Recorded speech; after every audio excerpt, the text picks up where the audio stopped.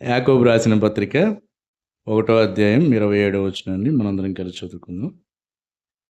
తండ్రి అయిన దేవుని ఎదుట పవిత్రమును నిష్కలంకమైన భక్తి ఏదనగా దిక్కులేని పిల్లలను విధవరాండ్రను వారి ఇబ్బందిలో పరామర్శించుటయు ఇహలోక మాలిన్యము తనకంటకుండా తన్ను తాను కాపాడుకునుటయే. భక్తికి నిర్వచనం ఇక్కడ మనందరం చూస్తూ ఉన్నాం. భక్తి మన అంతిమ లక్ష్యం ఏంటంటే ఈ భక్తే కావాలి. తండ్రి అయిన దేవుని ఎదుట భక్తి ఏంటంటే పవిత్రమును నిష్కలంకమైన భక్తి ఏంటి అంటే మనందరం చనిపోయిన తర్వాత దేవుడు తీర్పు తీర్చిపోతా ఉన్నాడు. మనం చేసే పనులు మంచి అయినా సరే చెడ్డమైనా సరే అన్నీ కూడా ఆయన న్యాయపీఠం ఎదుట మనం అందరం నిలబడాలని మనం నేర్చుకుంటూ వస్తూ ఉన్నాం. అప్పుడు దేవుడు మన భక్తిని చూసి నీలో పవిత్రమైన భక్తి ఉంది, నీలో నిష్కలంకమైన భక్తి ఉంది. ఎందుకంటే చెప్పండి, భక్తికి నిర్వచనం రెండు విషయాలు చాలా క్లారిటీగా అక్కడ చెప్తా ఉన్నారు. దిక్కులేని పిల్లలను విధవరాండ్రను వారి ఇబ్బందిలో పరామర్శించడం. ఫస్ట్ మనం చేయాల్సిన పని ఏంటి చెప్పండి? దిక్కులేని పిల్లలను విధవరాండ్రను వారికి ఖచ్చితంగా ఇబ్బందులు ఉంటాయి, ఆ ఇబ్బందుల్లో మనం పరామర్శించడం, లేకపోతే మనం చేయవలసినటువంటి సహాయం చేయడం. రెండవది ఇహలోక మాలిన్యము అంటే మనందరికీ తెలుసు, మలినాలు లేకపోతే కల్మషం, ఇలాంటి పదాలన్నీ, మచ్చలు, అలాంటి పదాలన్నీ చూస్తూ ఉంటాం. ఇవన్నీ అంటకుండా, మనకంటకుండా చెప్పండి. అక్కడున్న ఓడి చెప్పండి, దేవుడు కాపాడుతానని చెప్తున్నాడా, మనల్ని మనమే కాపాడుకోవాలని చెప్తున్నారా?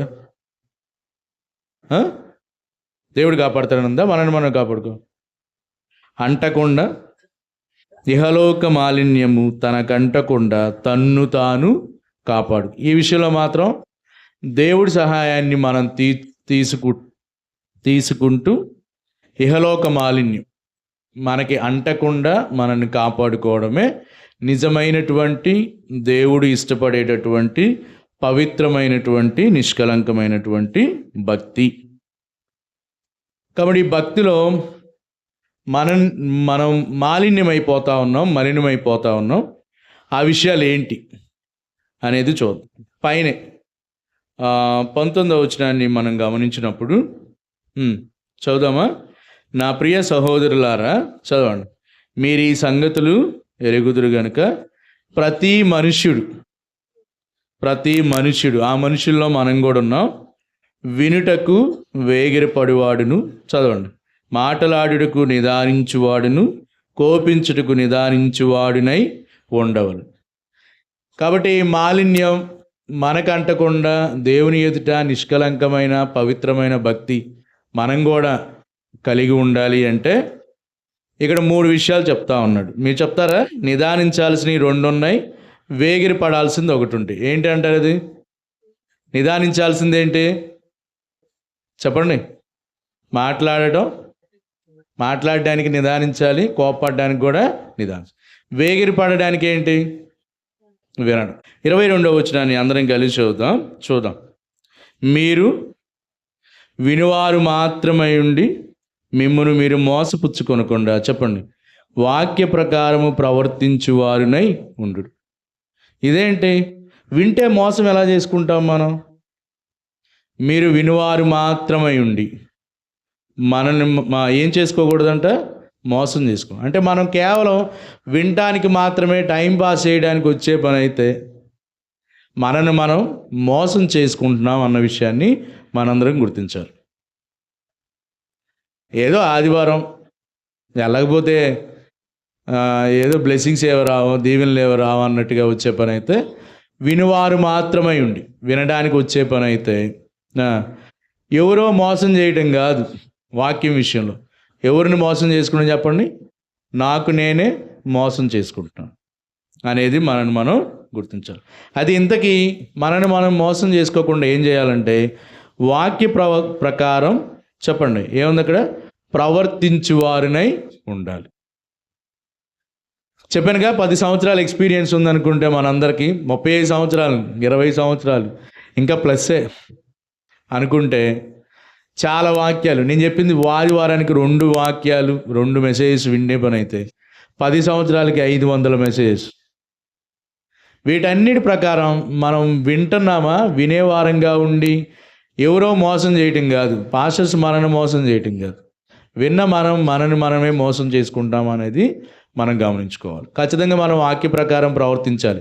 ఇందాక చెప్తా ఉన్నాడుగా, తన్ను తాను కాపాడుకొనుటయే అనే పదం మనం చూస్తూ ఉన్నాం. పవిత్రమైన నిష్కలంకమైన భక్తికి నిర్వచనం మనం చూస్తూ ఉన్నాం. రెండోది అక్కడే ఉంది, చూడండి, కింద చూడండి, 23వ వచనం. ఎవడైనను వాక్యము వినివాడై ఉండి దాని ప్రకారము ప్రవర్తింపని వాడైతే, చెప్పండి, వాడు అద్దములో తన సహజ ముఖమును చూచుకొని మనుషుని పోలి ఉన్నాడు. మనందరం వచ్చేటప్పుడు రెడీ అయ్యామా? అద్దం చూసుకున్నావా? అద్దం చూసుకునే వాళ్ళు ఎవరన్నారా? ఖచ్చితంగా అద్దం చూసుకొని ఉంటాం. బాగా రెడీ అయ్యాం, తలదూకున్నాం, ఎక్కడ ఏది అన్నీ సెట్ చేసుకున్నాం. క్రాఫ్ ఎలా ఉండాలి, జడ ఎలా ఉండాలి, అంతా నీట్గా సరిగ్గా వచ్చిందా లేదా అన్నీ చెక్ చేసుకున్నాం. వచ్చి కొంచెం దూరం అయిపోయిన తర్వాత పౌడర్ పూసుకున్నాం, లేకపోతే ఇంకేంటో స్త్రీలకు సంబంధించిన విషయాలు మీకు తెలుసు కాబట్టి బయటకు వచ్చి మా ఇంటి దగ్గర నుంచి చర్చి దాకా వచ్చిన తర్వాత, అరే ఇంతకు నేను ఎట్టున్నాను రా అని అనుకున్నావు అనుకో, అట్లా ఉంటారంట వాక్య ప్రకారం ప్రవర్తించని వాళ్ళు. మళ్ళీ చదువుదామా? మళ్ళీ చదవండి. ఎవడైనను వాక్యము వినివాడై ఉండి దాని ప్రకారము ప్రవర్తింపని వాడైతే, చెప్పండి, వాడు అద్దములో తన సహజ ముఖమును చూచుకొని మనుషులు. అద్దంలో ముఖం చూసుకుంటున్నామా? ఇంటికి వచ్చిన తర్వాత మన ఫేస్ మనకు గుర్తుంటుందా అనేది క్వశ్చన్. ఎందుకు మనం నేర్చుకోవాల్సింది ఏంటంటే వాక్య ప్రకారం ప్రవర్తిస్తున్నామా? కేవలం మనం వినేవారు మాత్రమే ఉండి మనం మోసం చేసుకుంటున్నామా?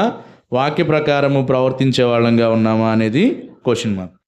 సరే, మనందరికీ తెలిసినటువంటి మత్తయి సువార్త 7వ అధ్యాయం ఒకసారి తీద్దాం. మత్తయి సువార్త 7వ అధ్యాయం 24, 25, 26, 7 అందరూ కలిసి చదువుకుందాం. 24 నుంచి 7వ అధ్యాయం 24 నుంచి. కాబట్టి ఈయన మాటలు విని వాటి చొప్పున చేయు ప్రతివాడు, విని చేయు చొప్పున చేయు ప్రతివాడు, చెప్పండి, బండ మీద తన ఇల్లు కట్టుకొనిన బుద్ధిమంతుని పోలియుండు. తర్వాత చదువు. వాన కురిసెను, వరదలు వచ్చెను, గాలి విసిరి ఆ ఇంటి మీద కొట్టెను, గాని దాని పునాది బండ మీద వేయబడిన గనుక అది పడలేదు. చెప్పండి, విని మోసం చేసుకుంటున్నారా? ఇక్కడ చొప్పున చేస్తున్నారా? విని నా మాటలు విని వాటి చొప్పున చేయు ప్రతి వాడు, చెప్పండి, ఎలా పోలి ఉన్నాడంట? బుద్ధిమంతుడిలాగా ఉన్నాడు. ఇంకా చెప్పాలంటే బండ మీద ఇంటి కట్టుకున్న వ్యక్తిలాగా పోలి ఉన్నాడు. ఒకవేళ భయంకరమైనటువంటి వాన వచ్చింది, వర్షం వచ్చింది, గాలి విసిరి గట్టిగా కొట్టింది, కానీ పునాది బండ మీద వేయబడింది. కాబట్టి ఎవరంట ఈ వ్యక్తి? చెప్పండి, ఎవరు ఆ వ్యక్తి? వాక్యము విని దాని చొప్పున చేయు ప్రతివాడు, ప్రతి మనుషుడు బండ మీద, బుద్ధిమంతుడిలాగా బండ మీద తన పునాదిని వేసుకున్న వ్యక్తిలాగా ఎలాంటి ప్రమాదాలు వచ్చినా, గాలి లాంటివి లేకపోతే వర్షాలు లాంటివి ఏం వచ్చినా కూడా, వరదలు వచ్చినా ఏం కూడా పోదు. 26వ వచనం చదువు. మరియు ఈయన మాటలు విని, చదవండి, వాటి చొప్పున చేయని ప్రతివాడు ఇసుక మీద తన ఇల్లు కట్టుకుని బుద్ధిహీనుని పోలియున్నాడు. వాన కురిసెను, వరదలు వచ్చెను, గాలి విసిరి ఆ ఇంటి మీద కొట్టెను, అప్పుడు అది కూలబడెను, దాని పాటు గొప్పదని చెప్పు. కాబట్టి ఇందుకే మనం బుద్ధిమంతుల్లాగే ఉన్నామా, బుద్ధిహీనుల్లాగా ఉన్నామా అనేది, ఇదంతా దేని మీద ఆధారపడింది? దేవుని వాక్యాన్ని విని, చెప్పండి, చెప్పానుగా ఇందాక, మనం విన్న వాక్యాలన్నీ ఒకవేళ గ్రంథస్థం చేస్తే, బుక్ కానీ రాస్తే చాలా బుక్స్ అవుతాయి. దాని ప్రకారం నడుచుకుంటున్నామా లేదా అన్నది మనలో ఎలాంటి మార్పు వస్తుంది? ప్రతి వారం ప్రతి వారం మనలో ఎలాంటి మార్పు వస్తుంది అనేది దేవుని వాక్యం వింటున్నటువంటి మనం దాన్ని అభ్యాసం ప్రాక్టీస్ చేస్తున్నామా అనేది క్వశ్చన్ మార్క్. కాబట్టి చెప్పండి, మాలిన్యంలో ఏముంది చెప్పండి? వినడం ఉంది. మనల్ని మనం విని మనల్ని మోసం చేసుకోకుండా వాక్య ప్రకారం ప్రవర్తించే వారంగా ఉండాలి. సరే, రెండో విషయాన్ని చూద్దాం. వేగిరి పడుతున్నాం, బాగానే ఉంది, అదంతా కూడా మనం. ఇప్పుడు ఒక మాట చెప్తాను. రక్తస్రావ రోగం కలిగిన స్త్రీ మీ అందరికీ తెలుసుగా. చెప్పండి, రక్తస్రావ రోగం ఎన్ని సంవత్సరాల నుంచి ఆమెకు ప్రాబ్లం? 12 సంవత్సరాల నుంచి చాలా ఇబ్బంది పడుతూ ఉంది. తన దగ్గర ఉన్న డబ్బులు మొత్తం అన్ని డాక్టర్స్ దగ్గరికి తీసుకెళ్ళి అంత వ్యయం చేసుకొని ఏం లేదు. ఎవరి గురించి విన్నది చెప్పండి? ఆమె యేసుని గురించి వినటం వలన విశ్వాసం కలుగుదన్న మాట ప్రకారం యేసుని దేశేయందు విశ్వాసం ఉంచింది. చెప్పండి, భయపడతా వచ్చి జస్ట్ ఆయన చెంగును మాత్రం తాకినప్పుడు, చెప్పండి అక్కడున్న పదం చెప్తారా? వెంటనే ఆమె రక్తధార కట్టెన్ అనే పదం. 12 సంవత్సరాల నుంచి ఉన్నటువంటి ప్రాబ్లం వినింది, విశ్వాసం తెచ్చుకున్నటువంటి ఆమె రోగం ఆయన డ్రెస్ ముట్టిన తర్వాత, చెంగును ముట్టిన తర్వాత ఆమె రోగం అలాగే ఉందా? తగ్గిపోయిందా? తగ్గిపోయింది. ఆమె నూతనపరచబడింది. మరి 10 సంవత్సరాలు 15 సంవత్సరాల నుంచి ఉన్న మనం వాక్యం వింటున్నాం. మనం కేవలం ఆయన యేసయ్య గురించే వినింది. యేసయ్యకి సంబంధించిన విషయాలు మనం ఎలా బ్రతకాలి, ఎలా జీవించాలి అని వింటున్నటువంటి మనం మనలో నూతనత్వం కనబడుతుందా లేదా అన్నది చెక్ చేసుకోవాలి. ఇంకా మీరు చూస్తే కిందకి రండి ఒకసారి. అయితే చదవండి, ఎన్నో వచనం అది. అయితే స్వాతంత్ర్యమునిచ్చు సంపూర్ణమైన నియమంలో తేరి చూచి నిలకగా ఉండివాడెవడో వాడు విని, చెప్పండి, మరచువాడు గాక క్రియను చేయువాడై ఉండి తన క్రియలో ధన్యుడు అవుతాడు అని చెప్తాం. కాబట్టి విని దాని ప్రకారం చేసేవాడు, ఆ విషయంలో ప్రకారం క్రియ, దేవుడు వాక్యం తప్పు చేయొద్దు, అబద్ధాలు ఆడొద్దంటే అబద్ధాలు ఆడకుండా ఉన్నప్పుడు ఆడు ధన్యుడు అవుతాడు. దేవుని వాక్యం ప్రకారం విని చెప్పేవాడు. ఇందాక చూసాం బుద్ధిమంతుడు అవుతాడు, ఇక్కడ చూస్తే మనం ధన్యులం అవుతాం. కాబట్టి ఎవరం కూడా వాక్య విషయంలో మనల్ని మనం మోసం చేసుకుండా ఉండుకోవాలని ఆలోచిస్తాం. రెండవది చూద్దాం. నిదానించే దాంట్లో ఫస్ట్ వన్ నేను చెప్పండి మాటలాడటం. మాట్లాడే విషయంలో నిదానించాలి. చాలాసార్లు అందరం అంటున్నాను, మీ సంగతి, నా సంగతి ఏంటంటే చాలాసార్లు తొందరపడి మాట్లాడి నేనే చాలా ప్రాబ్లమ్స్ తెచ్చుకున్నట్టు నాకు నేను కనబడతా ఉన్నాను. పరిశీలించుకుంటాను అన్ని కోణాల్లో. మీరు చెప్పండి, ఎంతమంది నిదానిస్తూ ఉన్నాం మాట్లాడే విషయంలో అనేది పెద్ద ప్రశ్న. అవకాశం దొరికితే ఇంకా మనం వాగుడుగాయల్లాగా వాగుతానే ఉంటాం అన్నట్టుగా. కాబట్టి మాట్లాడే విషయంలో నిదానించాలి అనే పదం మనం చూస్తూ ఉన్నాం. సరే, ఇక్కడే చూద్దాం. 26వ వచనాన్ని మనం గమనించినప్పుడు చదవండి. ఎవడైనను, ప్రతి మనుషుల్లో ఎవడైనను, చెప్పండి, నోటికి కళ్ళెము పెట్టుకొనక తన హృదయమును మోసపరుచుకొనొచ్చు భక్తి గలవాడనని అనుకుని ఎడల, చెప్పండి, వాని భక్తి వ్యర్థం. ఇదేంది? మాట్లాడే విషయంలో మీకు అందరికి గేదెలు పాలిస్తే ఏం తెలుసు? చిన్న బేబీస్ పుట్టిన తర్వాత, చిన్న దూడ పుట్టిన తర్వాత దాని మూతికి చిక్కం కడతారు, తెలుసుగా అందరికి. ఎందుకు? అది డైరెక్ట్గా వెళ్ళి ఎప్పుడు పడితే అప్పుడు పాలు దాక్కుండా, అవి కూడా మనం లాక్కోవాలి కాబట్టి పాలు దాక్కుండా. నోటికి ఏం పెట్టుకోవట్లేదంట? చెప్పండి, కళ్ళెం పెట్టుకోకూడదు. దాన్ని కంట్రోల్ చేస్తున్నాం కానీ మన నోటిని మాత్రం కంట్రోల్ చేసుకోనని వాళ్ళంగా ఉన్నాం. నిష్కలంకమైన భక్తి, పవిత్రమైన భక్తి ఏంటంటే ఇహలోక మాలిన్యం మనల్ని అంటకుండా మనను మనం కాపాడుకుంటాం. దేవుని సహాయంతో మనని మనం కాపాడు. నోటికి కళ్ళెము పెట్టుకొనక ఇష్టం వచ్చినట్టు మాట్లాడతా తన హృదయాన్ని మోసపరుచుకొనొచ్చు. ఇంకా ఏమనుకుంటారంట వాళ్ళు? చెప్పండి, భక్తి గలవాళ్ళమని అనుకుంటా ఉంటారు. కాబట్టి వాని భక్తి, చెప్పండి, వ్యర్థమా బెస్ట్ అని ఇచ్చారు అక్కడ. ఇంగ్లీష్లో మనం చూస్తూ ఉంటాం వేస్ట్, అది వేస్ట్ అంటూ ఉంటాం చాలాసార్లు. ఇప్పుడు చెప్పండి, మనం కూడా వేస్ట్. వాక్య ప్రకారం మాట్లాడుతున్నటువంటి మనం మాట్లాడడానికి నిదానించాలి. తొందరపడి మాట్లాడుతున్న మనం మనకు మాట్లాడి మళ్ళీ తర్వాత మేము చాలా పర్లేదు భక్తి గలవాళ్ళం అనుకుంటా ఉంటే మన భక్తి విషయంలో మనం వేస్ట్. దేవుని ఎదుట నిలబడ్డప్పుడు నువ్వు 30 సంవత్సరాల నుంచి 40 సంవత్సరాల నుంచి విశ్వాస జీవితంలో ఉన్నావు, నువ్వు మాట్లాడే విషయంలో సరిగ్గా లేవు, నీ భక్తి వేస్ట్, నీ నోటికి కళ్ళెం పెట్టుకోలేదంటే వ్యర్థమే అంటే మామూలుగా ఉంటుందేమో, వేస్ట్ అంటే కొంచెం హార్డ్గా ఉంటుందేమో. దేవుడు మనం నా మాట అంటే మనం అప్పుడు ఏం చేయలేమన్నట్టుగా. కాబట్టి ఎలా ఉన్నామనేది మనం చూద్దాం. ఆ ప్రసంగి 5వ అధ్యాయం కొన్ని విషయాలు ఊరికి జస్ట్ చదువుకొని మనం ప్రసంగి 5వ అధ్యాయం తీద్దాం. ప్రసంగి 5వ అధ్యాయం తీద్దాం.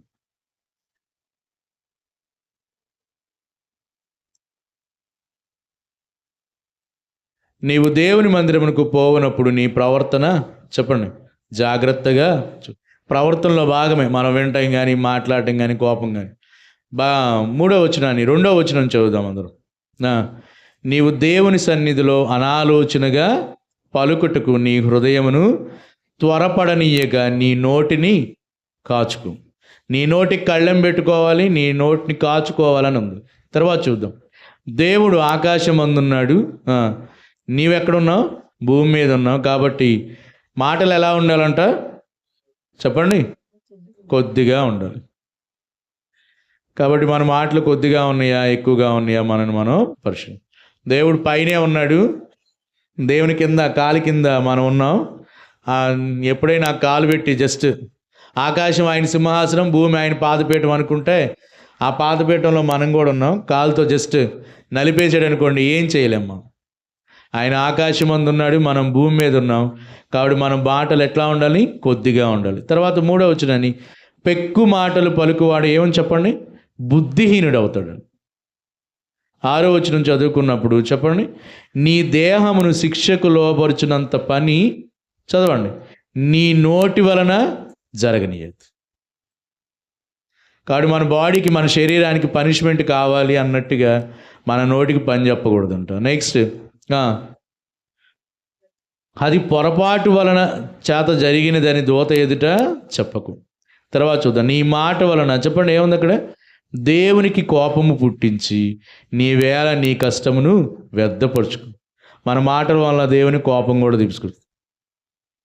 తర్వాత 7వ వచనం సెకండ్ లైన్లో ఫస్ట్ లైన్లోనే అధికమైన స్వప్నములను అధికమైన మాటలు రెండుకి అప్లై చేసుకోవాలి. అధికమైన మాటలను చెప్పండి ఏమన్నా చెప్పండి? నిష్ప్రయోజనం. కాబట్టి ఈరోజు ఇహలోక మాలిన్యం మనకు అంటకుండా ఉండే విషయంలో మన మాటలు ఎలా ఉన్నాయి అనేది జాగ్రత్త చేసుకోవాలి. మన నోటికి కళ్ళెం పెట్టుకుంటున్నామా? మన హృదయాన్ని మనమే మోసం చేసుకుంటూ భక్తి గలవాళ్ళం అని చెప్పుకుంటా ఉంటే మన భక్తి వ్యర్థమని వాక్యం సెలవిస్తూ ఉంది. మన మాటలు కొద్దిగా ఉన్నాయా దేవుని సన్నిధిలో? లేకపోతే అనాలోచనగా మాట్లాడడానికి మనం ఎలా ఉన్నాం? ఎక్కువ మాటలు మాట్లాడితే బుద్ధిహీనుడని చెప్తా ఉంది వాక్యం. తర్వాత మన శరీరానికి పనిష్మెంట్ మన నోటి వలన కలుగకుండా ఉండాలి అని, మన మాటల వలన దేవునికి కోపం పుట్టించే వాళ్ళంగా మనం ఉండకూడదని ఉండాలి. ఒక వాక్యాన్ని చదువుకుని కొలస్సీ 4వ అధ్యాయం 6వ వచనాన్ని చూద్దాం. కొలస్సీ పత్రిక 4వ అధ్యాయం 6వ వచనం చదువుదామా? 184 లాస్ట్ నుంచి. ప్రతి మనుషునికి ఎలాగు ప్రత్యుత్తరం ఇయ్యవలనో అది మీరు తెలుసుకొనుటకై చదవండి ఏముందో, మీ సంభాషణ ఉప్పు వేసినట్లు ఎల్లప్పుడూ రుచిగలదిగా ఉండాలంట. సామెత తెలుసుగా మనందరికీ, సామెతో పొడుపు కదా, అన్నేసి చూడు నన్నేసి చూడని ఉప్పు అంటదని వింటాం. మసాలా చికెన్ బిర్యానీ ఏదైనా సరే అన్నీ వేసి ఉప్పు అయిపోతే అది వేస్ట్ కదా. ఇక్కడ ఎట్లా ఉంటారంటే మన సంభాషణ చెప్పండి, ఉప్పు వేసినట్లు ఎట్లా ఉండాలి? ఎల్లప్పుడూ రుచిగలదిగా ఉండాలి. ఉప్పు వేస్తే మన కర్రీస్కి ఎలాగా టేస్ట్ వస్తుందో, రుచి వస్తుందో, మన మాటలు కూడా అలాగే ఉండాలి అని చెప్తాను. తర్వాత చూడండి, కృపాసహితముగాను ఉండాలి. కాబట్టి ఇంతకీ ఇహలోక మాలిన్యం మనం అంటకుండా ఉండే విషయంలో మన మాటలు ఎలా ఉన్నాయి? మన శరీరానికి దెబ్బలు తెచ్చుకుంటున్నామా? లేకపోతే ఉప్పు వేసినట్టుగా ఉందా? లేకపోతే కారం ఎక్కువ వేసి మంట పుట్టించేదిగా ఉందా? మన మాటలు అనేవి మనం పరిశీలన చేసుకోవాలి.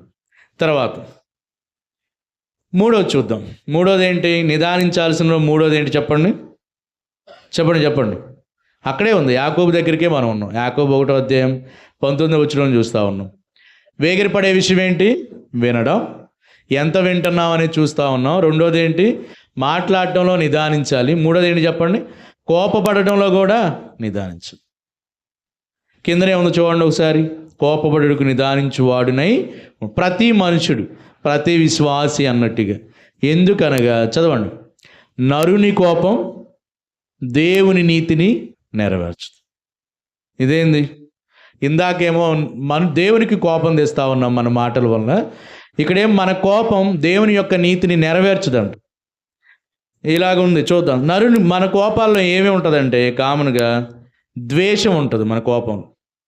కీడు చేయాలనే విషయం ఉంటుంది. అన్యాయంతో ఉంటుంది మన కోపం. కల్మషం ఉంటుంది. దుష్టత్వం, వీటన్నిటితో కూడి ఉంటుంది మన కోపం. మరి దేవుని నీతి ఎలా ఉంటుందో చూడండి ఒకసారి. ప్రేమ ఉంటుంది, నిజాయితీ ఉంటుంది, క్షమాపణ ఉంటుంది, న్యాయం ఉంటుంది, శాశ్వతమైనది, దైవికమైనది, అన్ని రకాల జీవులకి మేలు చేసేదిగా ఉంటుంది దేవుని నీతి. నరుని కోపం చెప్పండి దేవుని నీతిని నెరవేర్చదు. మనం కానీ సంఖ్యాకాండంలో చూస్తే మనం నరుని కోపం వల్ల చేసే పనులు దేవుని న్యాయానికి విరుద్ధంగా ఉంటాయండి. కాబట్టి అవి దేవుని నీతిని నెరవేర్చలేవిగా ఉంటాయి. కాబట్టి మనందరం చెప్పండి కోపం విషయంలో జాగ్రత్తగా ఉండాలని మనం చూస్తాం. సంఖ్యాకాండం 20వ అధ్యాయంలో మనం ఇలా చూస్తాం. 6 లక్షల కాల్బలాన్ని 6 లక్షల మంది వ్యక్తులని ఒక వ్యక్తి నడిపించడం చాలా ఈజీ అయిన పని. కరెక్టేనా? చాలా ఈజీ అయిన పని. చాలా ఈజీ కదా. మోషేని చాలా విసిగిచ్చారు. మేము మళ్ళా ఐగుప్తు దేశానికి వెళ్తాం, ఒక దూడను చేసుకొని ఐగుప్తు నుంచి మమ్మల్ని రప్పించింది ఇదే అని వాళ్ళు అనుకున్నట్టు మనం చూస్తూ అవుతుంది. కాబట్టి మనందరం మోషే విసిగిస్తూ ఉన్నాడు. చాలా వాటర్ లేవు, మేము చచ్చిపోతున్నాం, తిరిగి ఐగుప్తు వెళ్తా ఉన్నాం అన్నప్పుడు మోషేతో దేవుడు చెప్పిన మాట, అక్కడున్న బండతో మాట్లాడు అని చెప్పినప్పుడు వాళ్ళు ఇసుకిచ్చిన కోపం చేత మోషే ఏం చేస్తాడు చెప్పండి? తన దగ్గర ఉన్న కర్ర తీసుకొని బండని కొడతాడు. బండని 2 సార్లు కొట్టినప్పుడు వాటర్ వచ్చినట్టుగా. దాని తర్వాత కానీ మనం గమనిస్తే ఏముంటుందంటే, కనాను దేశాన్ని ఇశ్రాయేలు నడిపించడానికి ఎవరిని ఎన్నుకున్నాడు దేవుడు? మోషేని ఎన్నుకున్నాడు. అక్కడతో మోషే చాలు, ఇంతవరకు చాలు నీ ప్రయాణం. ద్రోహులారా అనే ఒక పదం ఉపయోగిస్తాడు. కాబట్టి ఆ పదాలకి కోపగించుకున్న దానికి, మాట్లాడమంటే బండతో కొట్టిన దానికి దేవుడు కోపగించుకొని ఏమంటున్నాడంటే, మోషే ఇంక అవసరం లేదు, నువ్వు కనాను దేశంలో వీళ్ళని ప్రవేశపెట్టాల్సిన అవసరం లేదు. మన కోపం ఎలా ఉంది అన్నట్టుగా మనం చూస్తూ ఉన్నాం. ఎఫెసీ 4:26 ఒకసారి చదువుకుందామా? ఎఫెసీ 4:26. ఎఫెసీ 4:26 అందరం కలిసి చదువుకుందాం. చదువుతారా? కోపపడుడి కానీ పాపం చేయడు. ఇదేంది మళ్ళా కొత్త మాట? అంటే మనం కోపపడితే పాపం కూడా చేస్తామనే? యేసుక్రీస్తు ఆ దేవాలయంలోకి వెళ్ళినప్పుడు వాళ్ళందరూ కొరడాలు తీసుకొని నా దేవాలయాన్ని వ్యాపారిటిల్లుగా చేస్తున్నానని చెప్పి దేవుడు వాళ్ళని కొరడాలు తీసుకొని కొట్టాడు, కోపగించుకొని కొట్టాడు కదా. దేవుని కోపం వేరే. ఇక్కడ చూడండి, కోపపడుడు కానీ పాపము చేయకుడు. అంటే మన కోపం ఇందాక చదువుతా వచ్చాను, ద్వేషం ఉంటుంది మన కోపంలో, అన్యాయం ఉంటుంది, కీడు ఉంటుంది, కల్మషం ఉంటుంది, దుష్టత్వం ఉంటుంది, వీటన్నిటితో కూడుకున్నది మన కోపం. కాబట్టి దేవుడు ఎలాంటి కోపాన్ని కలిగి ఉండాలనుకుంటున్నాడు, ఇష్టపడుతున్నాడంటే పాపం లేని కోపం. చెప్పండి, ఇదంతా పాపం లేని కోపం. మన కోపం ఎలాగుంది అనేది పరిశీలించుకోండి. జాస్తి ఎక్కువ మనందరికీ. కోపం లేదంటే ఉప్పు తక్కువ తింటున్నారు అన్నట్టుగా అంటూ ఉంటాం. ఉప్పు కొంచెం ఎక్కువ తినరా, రోషం రావాలి, కోపం ఉండాలి, నీకు రోషం లేదా అనే పదాలు ఉపయోగిస్తూ ఉంటాం. వీటన్ని ఉప్పు ఎక్కువ తీసుకుంటా ఉంటే బీపీలు, షుగర్లు అన్నీ కనెక్ట్ అయ్యి రోగాలు తెచ్చుకునే వాళ్ళంగా ఉంటాం. రోషం తర్వాత ఏమో కానీ రోగాలు ఎక్కువ అవుతూ ఉన్నాయి. కాబట్టి పాపం లేని కోపం కలిగి ఉన్నామా అనేది ప్రశ్న. ఇంకా అక్కడే చూస్తే మనం యాకోబు పత్రికలోనే చూస్తే చూడండి ఒకసారి. అందుచేత 21వ వచనం, ఎందుకనగా నరుని కోపం దేవుని నీతిని నెరవేర్చదు అని చెప్తా. ఇక్కడ చూద్దాం. అందుచేత సమస్త కల్మషమును చదవండి. ఏముంది ఇంకా? విర్రవీగుచున్న దుష్టత్వం. వామ్మో, ఇదేంది? దుష్టత్వం అంటేనే పెద్దది, మళ్ళీ విర్రవీగుతుందంట ఈ దుష్టత్వం. మళ్ళీ మాని, ఇవన్నీ కోపానికి కారణం అన్నట్టుగా మనం చూస్తూ ఉన్నాం. కల్మషం, దుష్టత్వాన్ని, విర్రవీగుచున్న దుష్టత్వాన్ని మాని లోపల నాటబడి మన ఆత్మలను రక్షించుటకు శక్తి కలిగిన వాక్యాన్ని మనం ఎలా అంగీకరించి చెప్పండి? సాత్వికంతో అంగీకరించాలి. అప్పుడు పోద్దేమో మన కోపం. పాపం లేని కోపం అప్పుడు సాధ్యమవుతుందేమో. లోపల నాటబడి మా ఆత్మలను రక్షించుటకు శక్తి కలిగినటువంటి వాక్యమును మనం అంగీకరించాలి. ఇందాక చూస్తూ వచ్చాం, వినువారు మాత్రమే అండి మనను మనం మోసం చేసుకోకుండా వాక్యాన్ని అంగీకరించి దాని ప్రకారం ప్రవర్తించే వాళ్ళంగా ఉండాలి అనేది మనం చూస్తూ ఉన్నాం. చెప్పండి, ఈ రోజుల్లో రోగాలు ఎందుకు వస్తున్నాయి చెప్తారా? జబ్బులు, రోగాలు ఎందుకు వస్తున్నాయి? హలో, మాట్లాడండి అందరూ. ఈ ఒక్క విషయం చెప్పండి, రోగాలు, జబ్బులు ఎందుకు వస్తున్నాయి? చెప్పరే, మీరు పెద్దగా చెప్పండి కొంచెం. అక్క, అయోగ్యంగా బలలో చేయి వేస్తున్నాం ఒక కారణం. ఇంకా చెప్పండి. అయోగ్యంగా చేయాసనం, మనం తినే ఆహార విషయాలు. గతంలో ముసలోళ్ళని కానీ ఇప్పుడు పెద్దవాళ్ళని కానీ చూస్తే ఇంకా వాళ్ళు స్ట్రాంగ్గా పనిచేసుకునేటట్టున్నారు. మనమేమో 40 ఏళ్ళకో 50 ఏళ్ళకో సచ్చోళంలాగా తయారవుతా ఉన్నాం. అప్పుడు ఫుడ్ వేరే, ఇప్పుడు ఫుడ్ వేరే. మనంతా కూడా కెమికల్స్తో కలిసి ఉన్నటువంటి ఫుడ్ అన్నట్టు చిన్న వయసులోనే అన్ని రోగాలు తగిలించుకున్న వాళ్ళంగా ఉన్నాం. దేనివల్ల కోపాల వల్ల కూడా రోగాలు తెచ్చుకుంటా ఉన్నాం కదా. సరే, 3 రకాల నష్టాలు జరుగుతాయంట మన కోపాల వల్ల. 3 రకాలు. శారీరక నష్టం ఏంటంటే, ఒకవేళ తీవ్రమైన కోపం ఉంటే గుండె జబ్బుల ప్రమాదాన్ని పెంచుతుందంట. నేను భాష గారిని ఉద్దేశించి చెప్పడం లేదు, ఇక్కడ విషయాలు చెప్పండి. తీవ్రమైన కోపం కానీ ఉంటే ఏం చెప్పండి? ఏంది? గుండె జబ్బులు వచ్చే అవకాశం ఎక్కువ ఉంటుంది. ఇది శారీరక నష్టం. రెండోది బీపీ పెరుగుతుందంట. బీపీ తెలుసుగా, ఒక్కసారిగా పెరిగిపోయి బీపీ పెరుగుతుంది. మూడోది, శరీరంలో ఉన్నటువంటి మన బాడీలో ఒత్తిడి స్థాయిలు కూడా పెరుగుతాయంట. ఇది శారీరక నష్టం. కోపపడుడు కానీ పాపం చేయొద్దు అన్నట్టుగా కోపంలో శారీరక నష్టాలు ఉన్నాయి. గుండె జబ్బుల ప్రమాదాన్ని పెంచుతుంది, బీపీ పెరుగుతుంది, ఇంకా మనం ఒత్తిడి అనేది కూడా పెరుగుతుంది అనేది మనం చూస్తాం. మానసికమైనటువంటి నష్టాలు ఏంటంటే, డిప్రెషన్ లాంటి మానసిక ఆరోగ్య సమస్యలకు దారి తీయవచ్చు. ఇంకోటి, ఆందోళన ఎప్పుడు వస్తుందంటే, మెంటల్గా మనం ఆందోళన చెందుతాం. విపరీతమైన కోపం వస్తూ ఉంటే ఆందోళన పెంచుతూ ఉంటుంది. మూడవది, నిద్రలేం కూడా వస్తూ ఉంటుంది. ఒత్తిడి, కోపం వల్ల నిద్రలేని సమస్యలు, నిద్ర పట్టదు చాలామందికి.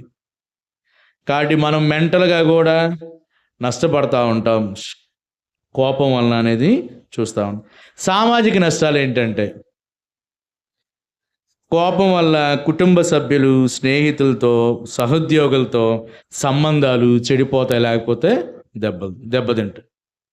ఇక్కడ మన ఫ్యామిలీలో మెంబర్స్ అందరితో మనం సఖ్యంగానే ఉన్నామా అంటే లేవు. ఒకవేళ అంటే మన కోపమే మనకి కారణం. ఫ్రెండ్స్తో, తోటి వ్యక్తులతో, లేకపోతే తోటి విశ్వాసులు, లేకపోతే తోటి జాబ్ హోల్డర్స్తో మనం తర్వాత గొడవలు వస్తూ ఉంటాయంట. సామాజిక కోపం కారణంగా తరచుగా గొడవలు పడతాయి, వాదనలు కూడా జరుగుతూ ఉంటాయి. చెప్పండి, కోపం వల్ల ఎన్ని రకాల నష్టాలు ఉన్నాయి? 3 రకాల నష్టాలు ఉన్నాయి. ఏంటది? శారీరక నష్టం, రోగాలను పెంచుతుంది. మానసికమైనటువంటి నష్టం. మూడోదేమో సంబంధాలు దెబ్బతినేటటువంటి నష్టాలు. ఇప్పుడు చెప్పండి, ఈ మూడిటికి ఏదైనా సంబంధం ఉందా? వినడం, మాట్లాడటం, కోపపడడానికి ఏమైనా సంబంధం ఉందా? మాట్లాడండి. వినడం, మాట్లాడడం, కోపపడడం, ఈ మూడిటికి సంబంధాలు ఉన్నాయా? ఎవరేం చెప్పరండి? ఆ, ఈ మూడు ఒక లైన్ వచ్చేటట్టు, ఒక సెంటెన్స్ వచ్చేటప్పుడు చెప్పగలరా? వినడం, మాట్లాడడం, కోపగించుకోవడం. ఎవరైనా చెప్తా ఉంటే చెవులు దురద చెవులు గలవాళ్ళంగా వింటా ఉన్నప్పుడు అదంతా మన లోపలికి మనసులోకి వెళ్ళిపోయి మన మాటలు బయలుదేరుతూ ఉంటాయి. ఓకేనా? విన్నదాన్ని బట్టి మాటలు ఉంటాయి, మనం మాట్లాడే దాన్ని బట్టి మన కోపం లెవెల్ కూడా పెరుగుతాం. కాబట్టి మూడు ఇలా ఉంది, చూద్దాం. వినడం, మాట్లాడటం, కోపగించుకోవడం అనేవి ఒకదానితో ఒకటి ముడిపడి ఉంటాయంట. ఇతరులను సరిగ్గా వినలేనప్పుడు లేదా మన భావాలను సరిగ్గా వ్యక్తపరచలేనప్పుడు కోపం పెరిగేటటువంటి అవకాశం ఉంటుంది. తర్వాత కోపం వచ్చినప్పుడు ఇతరులు ఏం చెప్తున్నారో శ్రద్ధగా వినడం, మాట్లాడటం మనకి చాలా కోపపడతా ఉన్నాం, ఇతరులు ఏం చెప్తా ఉన్నారు ఆ విషయంలో, అది కూడా చాలా ముఖ్యం అన్నట్టు. ఎందుకంటే కోపాన్ని నియంత్రించుకోవడానికి, సమస్యలను పరిష్కరించుకోవడానికి, చెప్పండి, కోపం వచ్చినప్పుడు ఇతరులు చెప్పేది మనం ఖచ్చితంగా వినాలి, నిదానించి వినాలి. కోపాన్ని కంట్రోల్ చేసుకోవడానికి, సమస్యలను పరిష్కరించుకోవడానికి ఇది మనకి సహాయపడుతుంది. ఆరోగ్యకరమైన సంబంధాల్లో కోపాన్ని అదుపులో ఉంచుకొని అవసరాలను స్పష్టంగా చెప్పడం కూడా మనకు ఉంటుంది. చెప్పండి, మళ్ళీ ఒకసారి వాక్యం చదువుకుందామా? 1:27 అందరం చదువుదామా? చెప్పండి. తండ్రి అయిన యాకోబు 1:27, తండ్రి అయిన దేవుని ఎదుట పవిత్రమును నిష్కలంకమైన భక్తి ఏదనగా, ఏంటంటే అది దిక్కులేని పిల్లలను, విధవరాండ్రను వారి ఇబ్బందిలో పరామర్శించడం. రెండోదేమో ఇహలోక మాలిన్యం మనకంటకుండా మనల్ని మనం ఏం చేసుకోవాలి చెప్పండి? కాపాడు. దేవుడు ఈ విషయంలో దేవుని సహాయాన్ని తీసుకుంటూ మనం చెప్పండి, మాలిన్యం అంటుకునే విషయాలు ఏం చెప్పాను? 3 చెప్పాను. ఏంటి అవి? చెప్పండి, మాట్లాడండి. ఇప్పుడే చెప్పాము, వినివారు మాత్రమే ఉండి మోసం చేసుకోకుండా ఉండాలి కదా. మనం వినేవాళ్ళంగా ఉంటే బాగా రెడీ అయ్యి మనం ఎట్టున్నామో మర్చిపోతాం అంటారు. కాబట్టి ఇప్పుడే విన్నాం. చెప్పండి, 3 విషయాలు ఏంటి? మాలిన్యం అంటుకోకుండా 3 విషయాలు ఉన్నాయి అక్కడ. ఏంటి అవి? మాట్లాడడానికి, వినడానికి మనం ఏం చేయాలి? నిదానించాలా? వేగిరపడాలా? వేగిరపడాలి. వింటున్నటువంటి మనం ఎలా ఉన్నాను మనం పరిశీలించుకుందాం. రెండోది, మాట్లాడుతూ ఉన్నాం, నోటికి కళ్ళెం పెట్టుకుంటున్నామా, కంట్రోల్ ఉందా మన మాటలకి అనేది మనం పరిశీలించుకోవాలి. మూడోది, కోపం విషయంలో పాపం లేని కోపం ప్రదర్శించే వాళ్ళంగా మనం ఉండాలి. దానికి దేవుడు టైం లిమిట్ కూడా పెట్టాడు. చెప్తారా? సాయంత్రం వరకే ఉండాలంట. వామ్మో, మనలో ఒకసారి మనల్ని మనం పరిశీలన చేసుకుంటే చాలామంది కోప్పడి లేకపోతే మాటలను అట్లాగే భద్రం చేసుకుంటాం. ఆ వ్యక్తి ఎదురుపడ్డప్పుడు ఆ మాట వెంటనే గుర్తుకొస్తుంది. పలానా రోజు, పలానా సంవత్సరంలో చెప్పను కూడా చెప్తారు, పలానా అకేషన్లో నా మీద ఇన్ని మాట్లాడినాడని గుర్తుకు వస్తూ ఉంటుంది. అలా ఉన్నామా, వాళ్ళని క్షమించే వాళ్ళంగా ఉన్నామా అన్నది మనం పరిశీలన చేసుకోవాలి. కాబట్టి ఈ విషయాలన్నింటినీ ఆలోచిస్తూ దేవుని ఎదుట నిష్కలంకమైన పవిత్రమైనటువంటి భక్తిని మనం కలిగి ఉన్నామా లేదా అనేది మనం పరిశీలించుకుంటూ బలలో చేయవేయడానికి దేవుడు మనకు సహాయం చేయను కాదు. తలలు వంచుదాం. ఈ మాటల్ని మనం ఆలోచిస్తూ భక్తి, పైకి భక్తి కలిగిన వారిలాగా ఉండి దాని శక్తిని ఆశ్రయించడం లేదు అని ఇంకో చోట చూస్తూ ఉంటాం. మనం ఎలా ఉన్నాయి మనం వినడం, ఎలా ఉంది మన మాటలు, ఎలా ఉంది మన కోపం, ఒకదానికొకటి లింక్ అయి ఉన్నది. ఇవన్నీ కూడా ఒకదానితో ఒకటి ముడిపడి ఉన్నాయంట. భక్తి ఉందా? దేవుడు ఇష్టపడేటటువంటి భక్తి ఉందా లేదా అని మనం పరిశీలన చేసుకుందాం. ఈ విషయాలన్నింటినీ ఆలోచించుకుందాం. బలలో చేయవద్దు.